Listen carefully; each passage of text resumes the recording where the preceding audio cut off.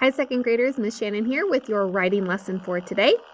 If you remember, we are working on your book reviews, and today we are on lesson 4, adding on to our examples. So far, we have introduced the book and written our opinion either about the book as a whole or our opinion on a specific character. We have also supported our opinion by giving a reason for our opinion and finding evidence from the book. This was my example. I had chosen Mercy Watson to the rescue, and I chose a specific character, Mercy, to talk about. My opinion was Mercy Watson is an unusual pig, and I found some evidence from the book to support my opinion. I thought that Mercy was unusual because she acts like a human. And there you can see was a picture of Mercy acting like a human, not a pig. You took your information from your planning sheet and wrote it in complete sentences. You have completed filling in your rough draft. Today, we are going to add on or expand our ideas that we have written down already.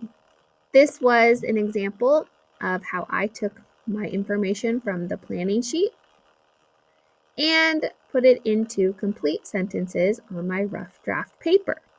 It was color-coded so I could easily see where my information was put into a complete sentence in the rough draft. Today, we will be adding on to your example. Back it up. Back up your opinion with evidence from the book. So going back into the story and finding more evidence to prove your opinion. You can also use quotation marks around exact words. So if you are taking a quote from your book as an example or evidence for your opinion, you will need to use the quotation marks correctly. And I will show an example of using quotation marks correctly in my own writing. So this is what we will be doing today. One way you can add on to your example is by making sure that you are writing a detailed description of your example. I'm going to show you how I made a slight change from my planning sheet to my rough draft. In my example from my planning sheet, I said, for example, Mercy takes a nap on the couch with a pillow on page 67. In my rough draft, I added more detail or description to this sentence. Instead of saying, Mercy takes a nap on the couch, I wrote, Mercy curls up on the couch with a pillow to take a nap. Can you notice, second graders, how I used more descriptive language in the second sentence? That's what we are looking for from you today. Can you add more detailed description to your examples?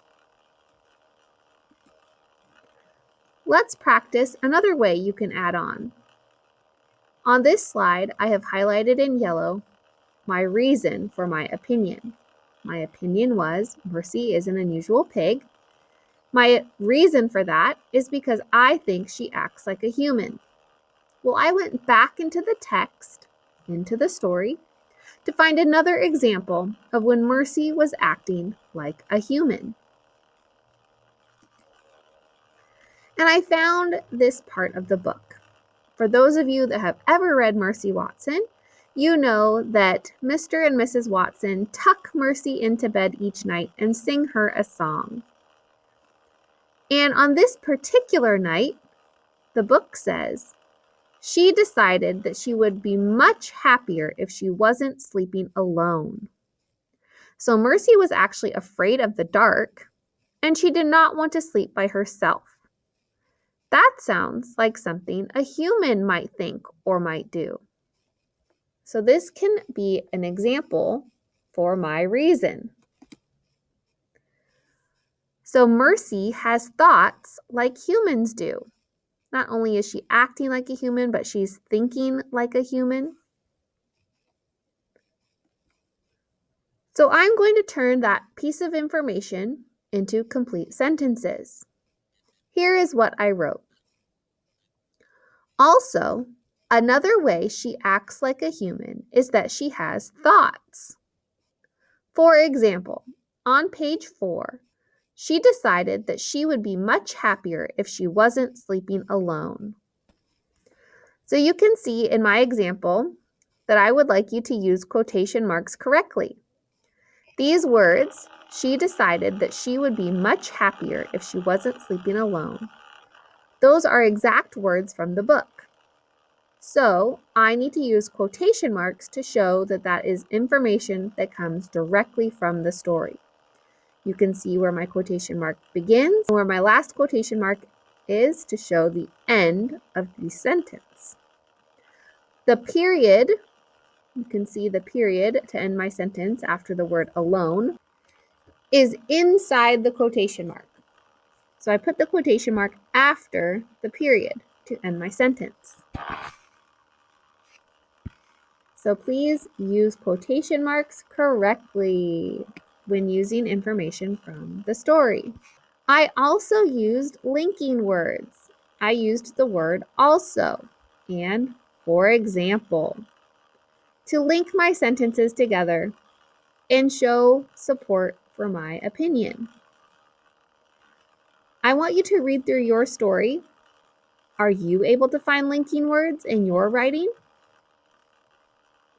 If you add on more to your example, I want you to try to start your sentences with a linking word. That way you know you are linking your ideas together. And here you can see is my completed rough draft with my with the sentences I added today on the end. So you are going to be using the book to prove your opinion by finding more evidence, like Miss Shannon did, and use quotation marks around exact words. So if you are going to share words that your character said, or if you are going to use exact words from the book, you need to use quotation marks to show that it is coming directly from your story. This is our last lesson before we write our final copy, so please double check for capital letters, periods, making sure your examples are clear. And if you need to add any extra descriptive words to your writing, you will do that today. On Thursday, we will take our rough draft and rewrite it onto our final copy paper. Then next week at Packet Pickup, you will turn in your book review to me. Thank you for working hard, and make sure you are rereading parts of your book to really find great examples that support your opinion about your character or your book.